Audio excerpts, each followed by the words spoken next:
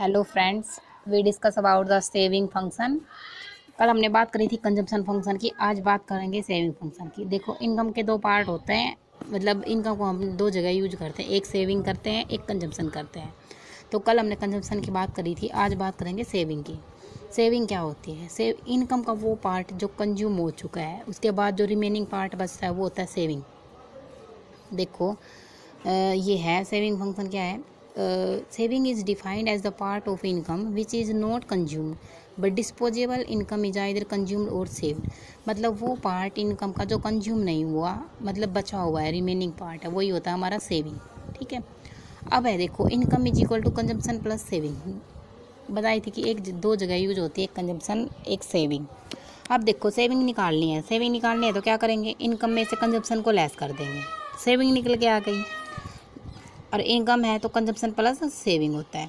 अब देखो, saving is the function of income, तो saving is the function of income हो गया। अब चेंज इन कंजम्पशन फंक्शन क्या कहता है कि कंजम्पशन है वो इज इक्वल टू होता है अल्फा प्लस बीटा वाई।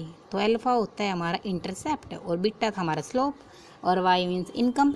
ये हमारी लीनियर इक्वेशन होती है चेंज इन कंजम्पशन फंक्शन की। अब देखो, ये था C is equal to A plus B Y. तो हमने किसकी वैल्यू निकाली हुई है? वाई की वैल्यू निकाली हुई है। ये वैल्यू अगर हम पुट कर दें यहाँ, saving is equal to function था इनकम माइनस कंजप्शन था, तो saving equal to income minus consumption C क्या है? A plus beta Y. Put करा तो Y minus A minus beta Y, minus का निशान चेंज हो गया अंदर। अब देखो, saving minus beta Y minus A. अब ये वाई था, इसमें से मैंने वाई कॉमन ले लिया तो वन बच गया, और अंदर बिट्टा वाई बाहर आ गया माइनस ए। तो ये आ गई सेविंग की equation, minus A plus one minus B into Y, यानी कि minus alpha plus one minus beta Y. तो ये हो गया हमारा सेविंग फंक्शन। अब है एवरेज प्रोपेंसिटी टू सेव। देखो, एपीएस, कल बात करी थी एपीसी की। तो एपीसी क्या था? Average propensity to consume. वो होता था हमारा कंजप्शन डिवाइड बाई इनकम। अब एपीएस है वो है an important relationship between income and saving is described by the concept of average propensity to save. किसके बीच में रिलेशनशिप है? सेविंग और इनकम के। APS is a proportion of disposable income that is saved, मतलब नॉट कंज्यूम। तो APS होता है वो इक्वल है किसके? सेविंग डिवाइड बाय इनकम के। वो हमारा कंजम्पशन डिवाइड बाय इनकम के था, ये सेविंग डिवाइड बाय इनकम के, डिस्पोजेबल इनकम। अब है APS and APC also generally varies as income increase, APC decrease as the income increase. अब एपीसी और एपीएस की रिलेशनशिप बताएगा क्या है?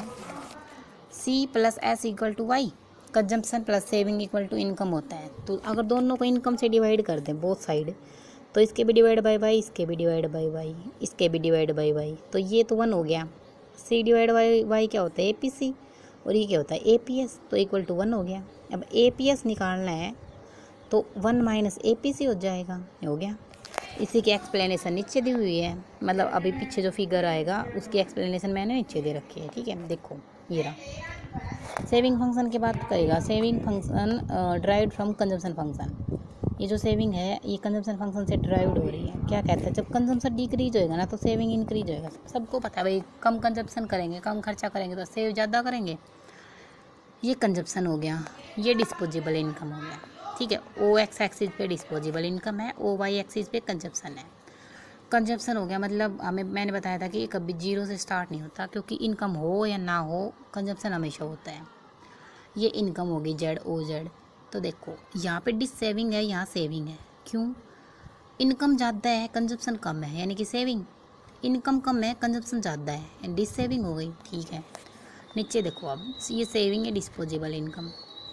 अब देखो, जो नीचे से स्टार्ट हुई है सेविंग, हमने कंजप्शन यहाँ से करेंगे, नीचे से सेविंग होएगी। ओ एस सेविंग है, ये देखो यहाँ पे सेविंग हुई, नीचे तो डिस सेविंग रहेगी, क्योंकि इनकम तो थी नहीं, सेविंग कहाँ से करेंगे?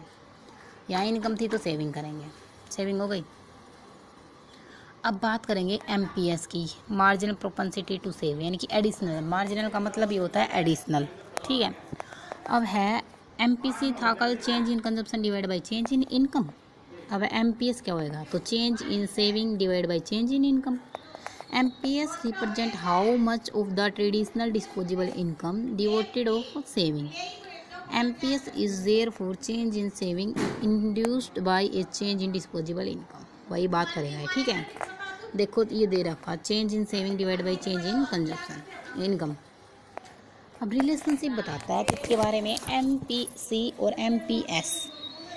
वही है जो जब हमने करा था APC और APS की रिलेशनशिप पढ़ी थी, ऐसा यहाँ है।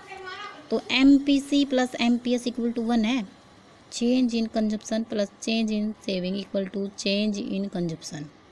ओके, अब देखो अगर मैं सबको चेंज इन कंजप्शन से डिवाइड कर दूँ, वाई से सॉरी चेंज इन इनकम से डिवाइड करा तो इक्वल टू 1 हो गया। ये हो गया MPC होता है, ये MPS हो गया, इक्वल टू 1 हो गया। यही तो पढ़ना था कि MPC plus MPS equal to 1 होता है always. Hand disposable increase function, ये तो पीछे का ही दिया हुआ है मैंने, मतलब इसकी एक्सप्लेनेशन थोड़ी पीछे थी, ठीक है।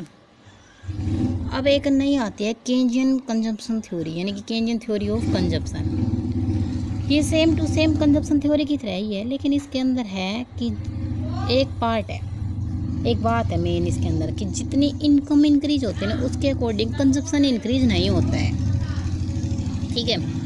अब देखो जो केंजियन कंजप्शन थ्योरी है वो 1936 के अंदर दी गई थी, जर्नल थ्योरी, इन इस जर्नल थ्योरी पब्लिश 1936। इसकी बुक का क्या नाम है, general theory of employment interest and money. ये है हमारी theory. The concept of consumption function plays on important role in Keynes theory of income and employment. However, according to Keynes, to the factor all the factor, it is the current level of income that determines the consumption of an individual and also of society. सभी करते हैं consumption, individual हो society हो, individual से ही society बनती है। अब वही देखो ये क्या कह रहा है, Keynes laid stress on the absolute size of current income as the determinant of consumption. His theory of consumption is also known as the absolute theory of consumption. वही बात करता है कि भाई जितनी इनकम इंक्रीज होती है उसी के अकॉर्डिंग हमारा कंजप्शन इंक्रीज नहीं होता है। Keynes psychological law of consumption क्या कह रहा है, देखो according to which as income increase then consumption increase but not by as much is increase in income. यही बताया मैंने आपको अभी।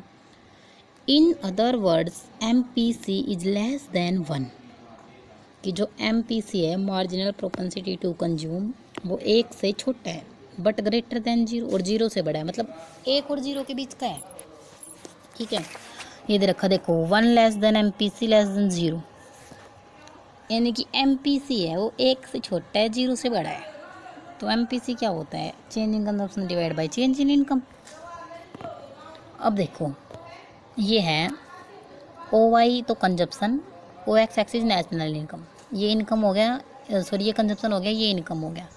अब देखो जैसे ही कंजप्शन इनकम इतनी बड़ी तो कंजप्शन इतना ही बड़ा है, इनकम इतनी बड़ी कंजप्शन इतना बड़ा है।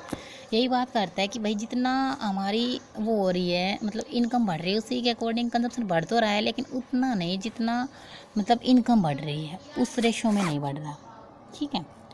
अब देखो इसकी क्या फीचर्स है कंजप्शन फंक्शन की। पहली तो जो है वो है absolute level of current income is the important factor that determines consumption of the community increase in individual case increase in national income causes in consumption. पहला तो वही बताता है कि भाई जो करंट इनकम में इंक्रीज हो रहा है ना उतना हमारा कंजप्शन में इंक्रीज नहीं हो रहा। दूसरा कहता है change in consumption is less than income, ठीक है। तीसरा है change consumption function C is equal to alpha plus beta Y as income increase APC 4। जैसे ही इनकम बढ़ेगी एवरेज प्रोपेंसिटी टू कंज्यूम कम होएगा। एवरेज प्रोपेंसिटी टू कंज्यूम क्या होता है, C divide by Y. MPC is less than 1 but greater than 0, जो अभी अभी हमने पढ़ा है। तो ये था हमारा केंज कंजप्शन फंक्शन।